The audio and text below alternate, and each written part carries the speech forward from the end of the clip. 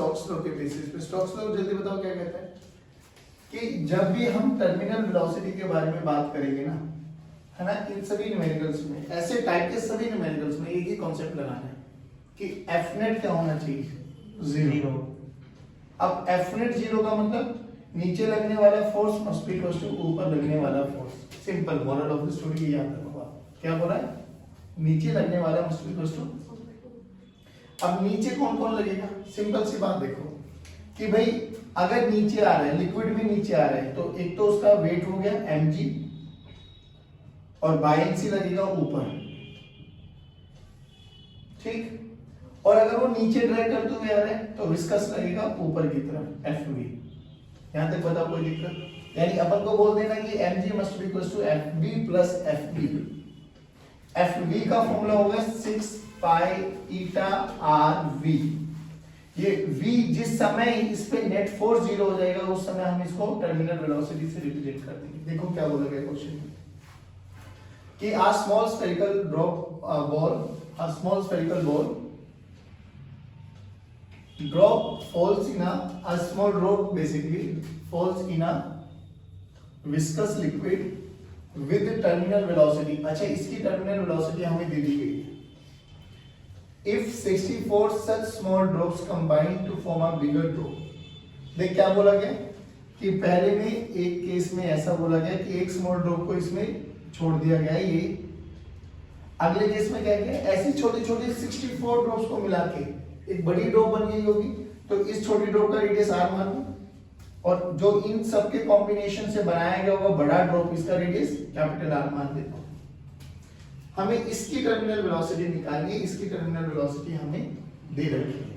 अभी हमें और कुछ नहीं गिवन है, तो यहाँ पे रो ऑफ लिक्विड मान लो रो एल, और इसकी सॉलिड मान लो बेटा रो एस। बोल कर सकता हूँ। अब सिंपल सी बात है, ऑब्वियसली सॉलिड बड़ा है तभी वो नीचे आ रहा होगा, फोल्ड इन डाउनवर्ड डायरेक्शन है, तो rho solid is greater than rho liquid. तो बताओ टर्मिनल वेलोसिटी का formula 2/9 r² g by eta rho of solid minus rho of liquid. पहले केस में ये हमें गिवन है, दूसरे केस में लगाओ, एक बार लगा सकते हो आप? बिल्कुल लगा सकते हैं सर। बोलो सेकंड की जो टर्मिनल वेलोसिटी हमें कैलकुलेट करना है, 2/9 वाला फैक्टर सेम रहेगा, g वाला फैक्टर सेम रहेगा, ईटा सेम रहेगा। क्या चेंज हो जाएगा, छोटे r की जगह बस बड़े r का स्क्वायर हो जाएगा, बाकी और किसी में भी कोई वेरिएशन नहीं आएगा। अगर मैं दोनों को डिवाइड कर दूं, दोनों को डिवाइड करके तुझे नहीं लगता 2/9 g eta rho S minus rho L cancel out हो जाएगा? तो अगर मैं v/vt करूं, देखो ध्यान से, v/vt करूं तो यहाँ पे कौन बचेगा, r², और यहाँ पे कौन बचेगा, capital R²। Are you sure? पक्का ना? अपन को vt निकालना है, तो vt निकालेंगे तो क्या हो जाएगा बच्चों, vt this is equal to v capital R का स्क्वायर डिवाइडेड बाय R का स्क्वायर। हमें क्या नहीं पता इस प्रोसेस में, कैपिटल R। देखो v और R हमें पता है, और क्या नहीं पता, कैपिटल R। तो how to calculate capital R? ऐसे क्वेश्चंस हमने पहले भी किए सर्विस सेक्शन में। हाँ एग्जैक्टली, कि जब ये था, है ना, और ऐसी ऐसी 64 बूंदों को बनाती क्या बन गया, एक बड़ी बूंद, है ना। तो कैसे करें हम लोग, इस बड़े वाले की वॉल्यूम उसके n नंबर ऑफ टाइम्स, इसकी वॉल्यूम इनटू 64 बराबर होना चाहिए। तो बड़े वाला स्फेरिकल की वॉल्यूम देखो 4/3 पाई r क्यूब, है ना, और इसकी एक थी 4/3 पाई छोटा r क्यूब इनटू 64। 4/3 पाई ने 4/3 पाई को माना, r की वैल्यू देखो, cube root of 64 into r की पावर 1/3। अब सोच 4 इनटू r नहीं आया, अब ये आ गया, तो यहाँ पे बड़े r की जगह 4r रख दो ना। देखो तो vt की वजह से जो क्या है बच्चों, नहीं 16v r², 16v छोटा r² बाय छोटा r², तो 16 टाइम्स ऑफ v। खत्म, ये आंसर। अब नहीं छोड़ो, क्वेश्चन हुआ नहीं हुआ, पहले ही बताओ यहां तक पहले स्टेप में किस किस को दिक्कत है, कि टर्मिनल वेलोसिटी में तो देख या तो ये वाला फॉर्मूला लगाओ आप लोग, प्लस माइनस करते हुए फाइनली हमें आना इसी रिजल्ट पे। अब यहां से ये रिजल्ट में क्या पहली बार देख रहे हो ऐसा क्वेश्चन, बट हमें अप्रोच तो आनी चाहिए ना कि देखो पहले स्टेप नहीं समझ में आया तो आगे तो हम नहीं बढ़ पाएंगे। अब सेकंड वाले को छोड़ के पहले थर्ड वाले पे आओ, थोड़ा ट्राई कर रहे हैं। क्या बोला गया, a spherical solid ball of volume V, ठीक है, is made up of material of density ρ1, it is falling through a density ρ2 और कंडीशन दे दी ρ2 is less than ρ1। बेसिकली जो सॉलिड की डेंसिटी है वो ज्यादा है लिक्विड की डेंसिटी से, तो वो नीचे आएगा, ये पक्की बात है। अज्यूम दैट जो विस्कस ड्रैग लग रहा है वो माइनस के वी स्क्वायर, माइनस का मतलब क्या है यहाँ पर कि वेलोसिटी के अगेंस्ट लगेगा, वो ना भी बोले तो अपन को मान लेना भाई, अभी तक भी तो ये मान के आए थे। तो बोला गया कि फाइंड वीटी, टर्मिनल वेलोसिटी हमें कैलकुलेट करना है। अब सुन मेरे बच्चे मैं क्या बोल रहा हूँ, अगर आपको थोड़ा बहुत याद आ गया हो, हमने बोला कि यहाँ पर जो ये आपकी जो बॉल है जिसकी वॉल्यूम v है, वो v वॉल्यूम है बच्चे, वेलोसिटी नहीं है, ध्यान रखना। तो इसकी वॉल्यूम v है ना, इसका मास बता सकते हैं कितना है, रो इंटू वी। रो यहाँ पर कितना है, रो1, भाई रो1 माना है ना, तो इसका मास कितना हो गया बच्चों, रो1 इंटू वी। नहीं आया, ये मास हो गया इसका। m into g downward direction में लगेगा बच्चों, ऊपर कौन लगेगा, F V and F V. क्या इन तीनों का नेट फोर्स 0 होना चाहिए? Yes. अगर हमें किसके साथ जाना है, टर्मिनल वेलोसिटी। चलो बोलो कैसे करें, FV plus FV plus FV this is equals to mg। हमें क्या पता है, FV दे रखा है देखो, kv स्क्वायर, और माइनस वो ऑलरेडी डायरेक्शन दे दी है, वेलोसिटी नीचे तो वो अपने आप ही नेगेटिव आएगा, तो अभी हम अपन को मैग्नीट्यूड देखना है। तो FV का फॉर्मूला देखो क्या हो गया, mg plus kv। FV। अच्छा FV के लिए बोलो, kv। अरे माइनस क्यों लिख रहे हो भाई, वो माइनस डायरेक्शन ऑलरेडी मान चुके हैं ना, नहीं आया भाई। माइनस क्या कहता है कि वेलोसिटी के अपोजिट लगा, तो लगाया है ना वेलोसिटी के अपोजिट, तो प्लस हो गया। चलो दिस इज क्वेश्चन, m को क्या लिखें, रो1 इंटू वी, रो1 into V into G plus बाइन से बोलो किस लिक्विड में डाला गया है, रो2। तो यहाँ पे rho liquid into volume displace into G. अब अगर वो सिंक कर रहा है तो वॉल्यूम डिस्प्लेस और वॉल्यूम सॉलिड बराबर है, तो क्या आ गया, रो2 v d। ये इधर जाके माइनस में आएगा ना, कौन सा वाला, FB इधर जाके माइनस हो गया ना, हाँ, तो रो2 v इंटू जी। नहीं आया, नहीं डिस्प्लेस्ड है ना वॉल्यूम लेवल। हाँ तो सेम ही तो रहेगी जो सॉलिड की है, और सॉलिड हाँ। की वॉल्यूम दे तो रखी है v।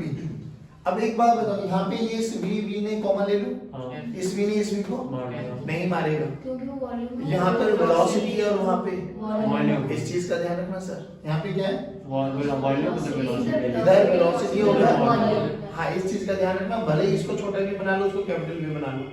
हमसे क्या पूछा गया, टर्मिनल वेलोसिटी तो पूछी गई है, हाँ। तो ये आ गया बस। तो यहाँ से v स्क्वायर किया तो देखो रो1 माइनस रो2 v इंटू जी कॉमन ले ले, डिवाइडेड बाय t कर दो, तो v की वैल्यू क्या आती दिखाई दी, under root of v g by k रो1 माइनस रो2। आंसर मैं इसलिए तो कह रहा था कि आपको एक ही चीज याद रखनी है, टर्मिनल मतलब f net 0, f net 0 का मतलब नीचे लगने वाला मस्ट बी इक्वल्स टू ऊपर लगने वाला। ये देखो एक बार क्या बोला गया, और हेल्प करना मेरी आप लोग, हाँ। ए स्फीयर ऑफ रेडियस r, ये रहा, ठीक है, इसका एक रेडियस r है, inside a liquid with terminal velocity v, इसकी v हमें दे दी गई है, ठीक। अभी तू चाहे तो v का फॉर्मूला लिख ले, बोल ये वाला 2/9 r स्क्वायर थीटा बाय, है ना, रखो बोलो 2/9 r square g by theta. Done बाबू। अब rho solid minus rho liquid, rho solid यहाँ पे दे दिया 4d माइनस d, तो 3d लिख दो डायरेक्ट, ये हमें गिवन है, दिस इज व्हाट वी है गिवन। अब देखो क्या कहे कि a small sphere of radius r/2, अब इसका रेडियस तो r ही है बाबा, इसका रेडियस r/2 हो गया, डन। बोला गया of same material, same material का मतलब डेंसिटी सेम है दोनों की, is attached bye a thin cable, ये आपके पास जो काले वाली दिखाई देगी एक थिन केबल है, एज शोन इन। अब इसको पूरे सिस्टम को डाल दिया गया तो ऑब्वियसली अब ये भी नीचे आएगा। अब नीचे आएगा तो बोला गया इस सिस्टम की वीटी निकालो। वीटी बोले तो टर्मिनल वेलोसिटी। बताओ कैसे करें? फोर्सेस एनालाइज कर लो, कितने फोर्सेस लगेंगे। आराम से सुना बिल्कुल। चलो पहले इस पे बता कितना लगा, m1g है ना, अलग अलग मासेस मान लेते हैं। ऊपर लगी टेंशन, इधर भी लगेगी टेंशन, इधर लगेगी m2g। यहां तक बताओ कोई दिक्कत? क्या ये काम हो गया पूरा? नहीं सर, अभी तो और भी लगेगी। कौन कौन से लगेंगे सर? इस पे भी बायएंसी लगेगी, इस पे भी विस्कस लगेगा, उस पे भी बायएंसी लगेगी, उस पे भी विस्कस लगेगा। लगेगा नहीं लगेगा? तो इस पे FB1 बायएंसी मान लेता हूं, इस पे FB2 बायएंसी मान लेता हूं, इस पे FB1 विस्कस मान लेते हो, इस पे FB2 विस्कस मान लेता हूं। अब नीचे लगने वाला भाई टर्मिनल निकालना है ना, तो नीचे लगने वाला मस्ट बी इक्वल टू, बोलो नीचे कौन कौन लग रहा है, ध्यान से देखना। m1g plus m2g। अब देखो जितना नीचे लग रहा है t उतना ऊपर लग रहा है, तो ये internal forces will cancel out each other. लिखना चाहो तो यहाँ पे प्लस t आ जाएगा, उधर जाके प्लस t आ जाएगा, तो विल कैंसिल आउट। लिखो या मान जाओगे? मान जाएंगे। पक्की बात है। चलो अब देखो ऊपर देखो कौन कौन और बोलो कौन लग रहा है ऊपर। Is equal to FB1 plus FB2 plus FV1 plus FV2। इसके अलावा कोई फोर्स नहीं है सर। बस अब खत्म करते हैं। अब देख M1 M2 को लिखने का तरीका समझ लेना। M को क्या लिख सकते हैं? रो इनटू वी। अब देख M यहाँ पर मास है, मास यहाँ पे सॉलिड है, सॉलिड की डेंसिटी 4d है। अब आराम से सुना बेटा, क्या लिखूं? रो बोले तो 4d इनटू वी। वी को भी लिखा रहने दो जी। नहीं, चलो वी को भी अलग करो यहाँ पे। 4/3 pi r cube into g plus density same 4/3 pi r cube by 8, क्योंकि अब रेडियस r/2 है सर, इनटू g। बोलो यहां तक कोई दिक्कत? Is equal to FB1। B1 इस पे बायएंसी लगेगा, रो ऑफ लिक्विड बोले तो d, रो ऑफ लिक्विड बोले तो d, वॉल्यूम डिस्प्लेस्ड बोले तो 4/3 pi r cube into g। d density है बाबू, ये दे रखी है ना डेंसिटी ऑफ लिक्विड प्लस नहीं कॉमन नहीं है ना, बाद में लेते देखेंगे ना। इस पे लगाओ buoyancy, rho of liquid volume displaced 4/3 pi r cube by 8 into g plus इस पे विस्कस निकालो 6 pi eta rv, 6 pi eta rvt terminal. अब जब टर्मिनल वेलोसिटी अटेन कर लेगा तो ऊपर वाला और नीचे वाला सेम आएंगी, तभी टेंशन कैंसिल आउट होती दिखाई देगी। टेंशन सेम है भाई दोनों तरफ, यस सर। तो टेंशन सेम है तो एक तरफ क्या हो जाएगा, दोनों एक ही वेलोसिटी से आते हुए दिखाई देगा। अब देखो ऊपर देखो 6 पाई ईटा r/2 इनटू vt। थोड़ा कैलकुलेशन लंबा बन गया, बाकी क्वेश्चन में कोई मुश्किल है। अब देख थोड़ा सा मॉडिफाई करते हैं इसको, कुछ चीजें कैंसिल आउट होती दिखाई दे रही है क्या? हाँ दिखाई दे रही है, बोलो आई का। अच्छा सारी तरफ से पाई कैंसिल आउट हो रहा है, वेरी गुड। पाई पाई पाई पाई पाई पाई कैंसिल आउट। चलो और कुछ नहीं होगा ना शायद, आर हो जाएगा मेरे ख्याल से। यहाँ से आर, यहाँ से आर, यहाँ से आर बचा आर स्क्वायर, यहाँ से आर बचा आर स्क्वायर, यहाँ से आर बचा आर स्क्वायर, यहाँ से आर बचा आर स्क्वायर। और कुछ नहीं, अब नहीं होगा। अब एक काम करो, इसमें से देखो क्या ले सकते हैं हम कॉमन। 4/3 16/3। एक काम रखो ना, हाँ 16/3 और g dr square g, dr square g, ये तो पूरे कॉमन ले 1 + 1/8 प्लस यहाँ पे देखो 1/8 16/dr स्क्वायर बाय g बाहर ले लिया, 1/8 बचा। हाँ इज इक्वल टू देन सही। देखो कैलकुलेशन गड़बड़ करोगे तो आंसर बेकार आ जाएगा। सर इसमें किस कॉमन नहीं, इसमें आएगा ना, इन दोनों टर्म्स में अलग अलग common. d/4/3 r square by g, d/4/3 r square g common ले लिया, तो यहाँ 1 बना और वहां पे 1/8 बचा। श्योर? हाँ 1/8। चलो ये तो आ गए इन दोनों। अब इसमें से कुछ कॉमन आ रहा है? हाँ 6 and VT 6 कॉमन theta ले, 6 कॉमन ले ले, 6 theta v by vt 6 theta is vt plus क्या आ जाएगा? 6 theta 6 ईटा vt VT 1 plus 1 by common 2 1 plus 1 by 2। अब भाई इसको इधर लेके आ जाओ, ये r स्क्वायर आएगा सर, तो हम ध्यान रखना इस चीज का। हाँ हाँ इसको इधर लेके आओ। अब ये हो गया 9/8, वो भी हो गया 9/8, तो 16/3 d square sorry d r square g into 9/8 minus 6 4 d r square by g 9/8। This is equals to ये 3/2 बन गया। ये 3/2 में 2 ने 3 को मारा तो ये 9 बना ना इधर। हाँ एलसीएम लिखिए मैंने 3/2, 2 ने 3 पे मारा 9 9 ईटा वीटी। देखो 9 9 9 कैंसिल आउट, 8 दूनी 16 कैंसिल आउट, 4 दूनी 8 कैंसिल आउट। देखो क्या बना 2/3 d d स्क्वायर r मतलब d 2/3 d r square by g 3 common ले लो, 2 यहाँ पे बचा, ये सो यहाँ पे क्या बचा 1/2 है। हाँ हाँ। नहीं नहीं हाँ। 3 भी था नीचे। नहीं 3 तो कॉमन ले लिया ना। अच्छा तो ये कितना बना 2 दूनी 4 माइनस 1। हाँ सर आपने 9 लिखा है 18 में है, कहाँ हो? मल्टीप्लाई में है ना, कहाँ पे 18 आएगा मतलब बताओ? जो आपने कहा ना 6 ईटा वीटी वाला जो आपने ऐसे लिया था ये हाँ, हाँ तो आपने अच्छा आपने कैंसिल आउट करके लिया है।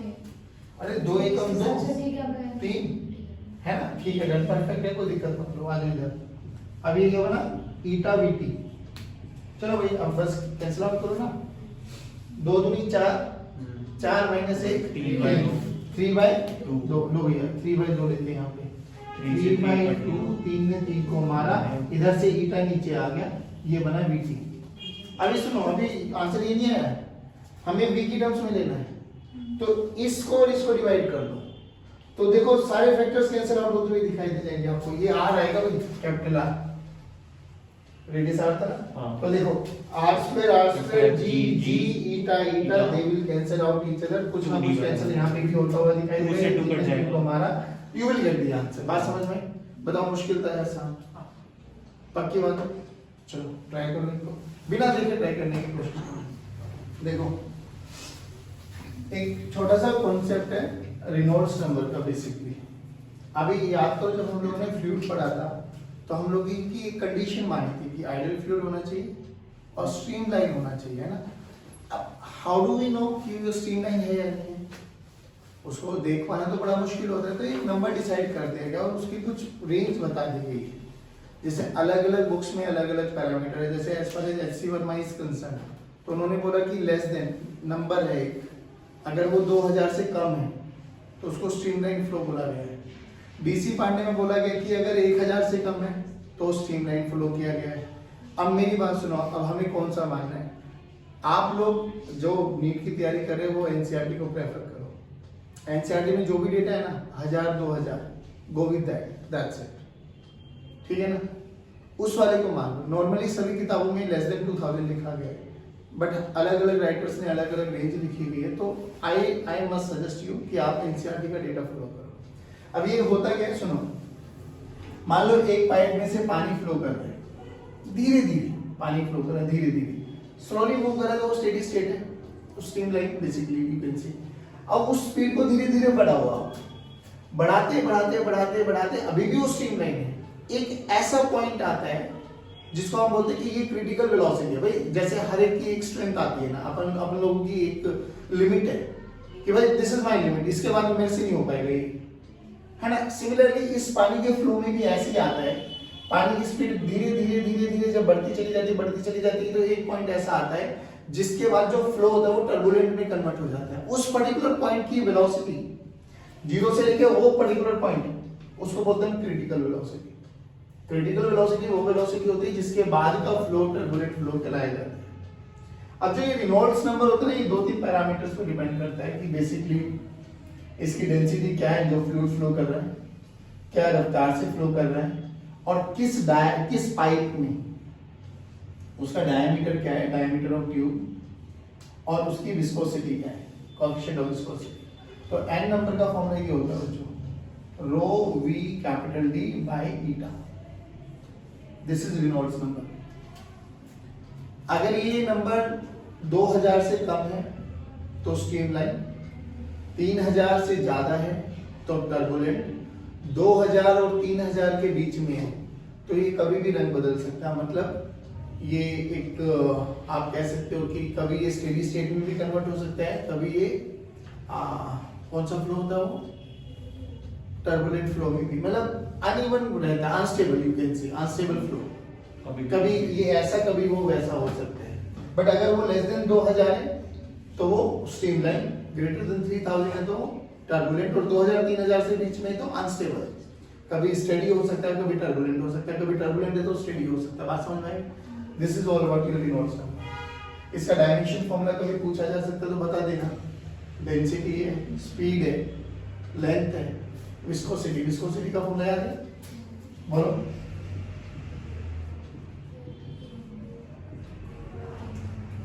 डन? चलिए, जय हिंद। ये